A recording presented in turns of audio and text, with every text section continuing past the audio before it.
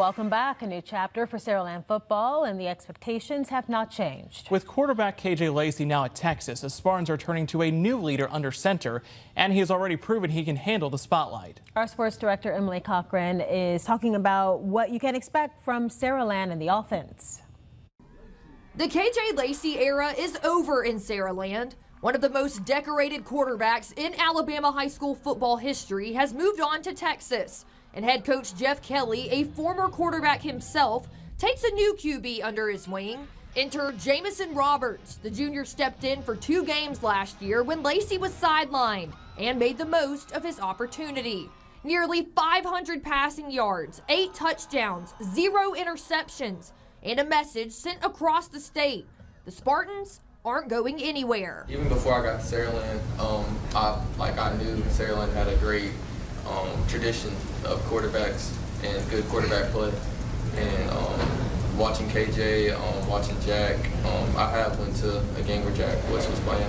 Just watching him play and watching KJ play, I just want to be the next great Saraland quarterback. Also gone are 2 key pieces of the offense, receiver C.D. Gill and running back Sante McWilliams. But Roberts has a major weapon on the outside in Deshaun Spencer.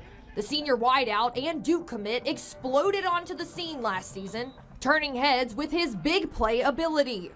We knew as a young age, watching him, that, every time he touched the ball, something good happened. And so, and he really developed and worked on becoming a good receiver. And I think he's got a ton of bright days ahead of him. Saraland went 13-1 in 2024. Their only loss, the 6A state championship, to Parker.